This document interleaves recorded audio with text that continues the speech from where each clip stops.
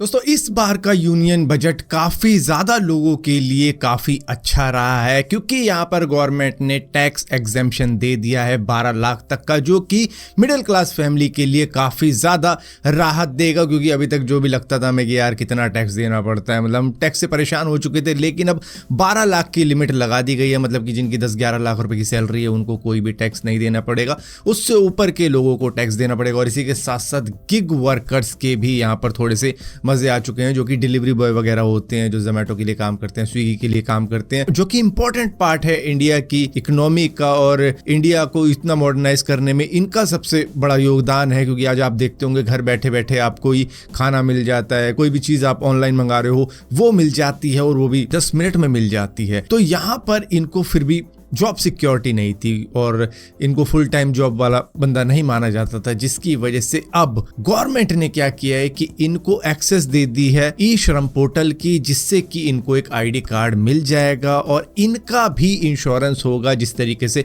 Full time workers का insurance होता है, तो इनको भी 5 लाख तक का इंश्योरेंस मिलेगा, जिससे कि एटलीस्ट इनकी हेल्थ की सिक्योरिटी तो रहेगी कि भैया चलो किसी ने तो इनकी हेल्थ की सिक्योरिटी ली, वरना जो भी जॉब दे रहे थे इनको जोमेटो वाले, स्विगी वाले, आई डोंट थिंक वो कोई हेल्थ इंश्योरेंस इनको प्रोवाइड करते थे। लेकिन यहाँ पर गवर्नमेंट ने कहा है कि भैया 5 लाख तक का इंश्योरेंस तुम्हें भी मिला करेगा, आपको बस एक आईडी कार्ड जनरेट करना पड़ेगा ई श्रम पोर्टल पे, जिससे कि आप भी इस एम्प्लॉयमेंट के इकोसिस्टम का हिस्सा बनोगे। और यहाँ पर दोस्तों स्मार्टफोन की कंपनीज को और लोकल मैन्युफैक्चरिंग को बढ़ावा देने के लिए इंडियन गवर्नमेंट ने इस बजट के अंदर अब एक और चीज कर दी है, जो है स्क्रैप कर दिया है जो मोबाइल के पार्ट्स होते थे उनके ऊपर लगने वाली इंपोर्ट ड्यूटी को। हालांकि सब पे नहीं किया है, कुछ कुछ पार्ट्स ऐसे हैं जिनके ऊपर इंपोर्ट ड्यूटी हटा दी है, ताकि लोकल मैन्युफैक्चरिंग को बढ़ावा मिले और स्मार्टफोन इंडिया के अंदर ही बने, वो भी सस्ते में, जिससे कि आपको भी वो थोड़े बहुत सस्ते ही मिलेंगे। तो ये इसी वजह से किया गया है, ताकि एक पंथ दो काज हो जाए। एक तो भैया चलो इंपोर्ट ड्यूटी बढ़ेगी तो वो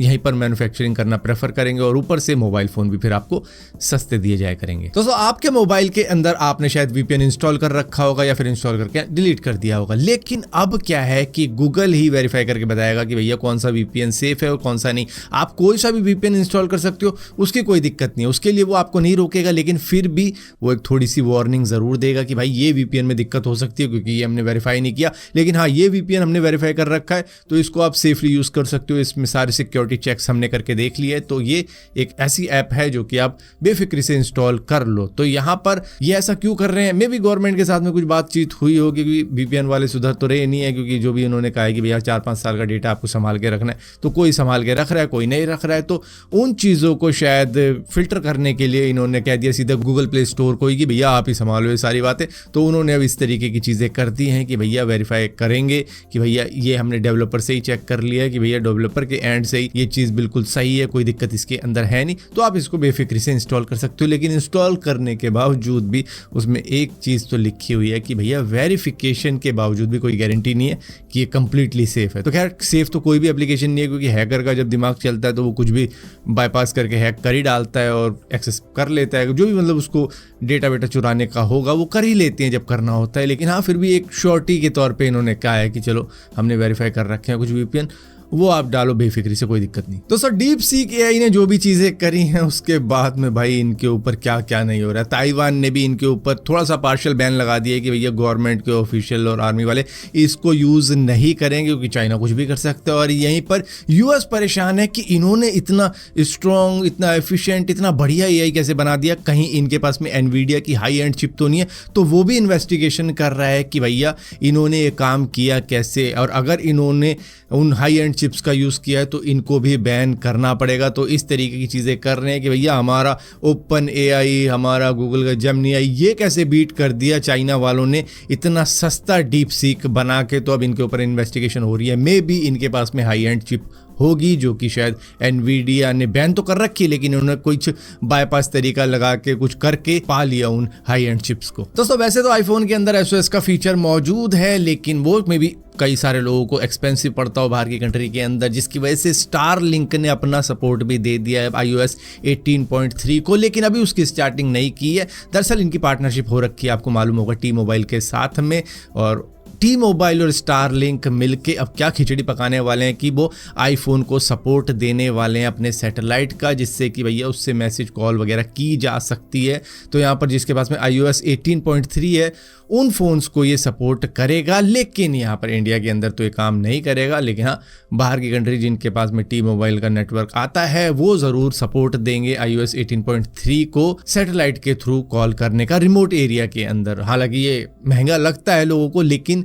उनकी पार्टनरशिप कुछ इस तरीके से हुई है कि इसको सस्ता करेंगे सभी आईफोन यूजर्स के लिए। हालांकि इसकी ज़रूरत उन्हीं लोगों को पड़ेगी जो कि एडवेंचर करते हैं, जो कि उस एरिया में जा रहे हैं जहाँ पर बिल्कुल भी नेटवर्क नहीं है। तो भाई वहाँ जा रहे हो तो चलो सब्सक्रिप्शन ले लो और जाके जिंदा वापस आ जाओ। चलो सब्सक्रिप्शन जब खत्म हो जाएगा तो दोबारा से रिन्यू करवाने की जरूरत नहीं। दोस्तों बेंगलुरु के अंदर एक नई तरीके का स्कैम चल रहा है जो कि वेस्टर्न कंट्रीज में चला करता था। उसको इंश्योरेंस स्कैम बोला जाता था। क्या होता था कि आपकी गाड़ी के आसपास में आके कोई भी बंदा खड़ा हो जाएगा, कहेगा इसने मुझे टक्कर मारी है, या फिर आपकी गाड़ी के बोनट पे उछल के आ जाएगा कि भाई देखो इसने मुझे मार दिया। तो मतलब इस तरीके से क्या है कि आसपास के लोग आ जाएंगे, जिससे कि भाई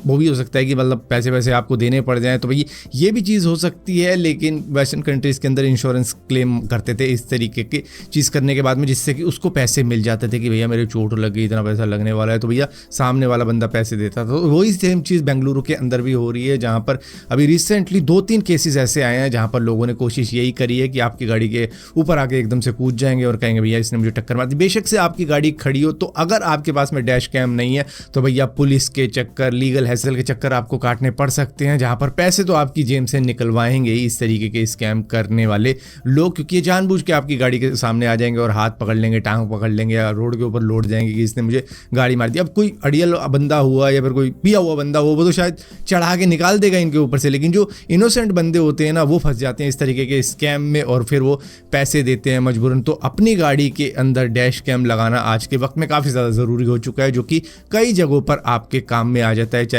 पुलिस का इलीगल चालान का चक्कर हो या फिर कोई भी इस तरीके का इंसिडेंट हो या फिर कोई एक्सीडेंट का केस हो जहां पर ये दिखाया जा रहा है कि भाई आपकी गलती थी, तो वहाँ आप शो कर सकते हो डैश कैम के जरिए कि नहीं गलती मेरी नहीं थी, गलती उसकी थी। तो इस वजह से अब डैश कैम काफ़ी ज़्यादा इंपॉर्टेंट हो चुका है, क्योंकि स्कैम अब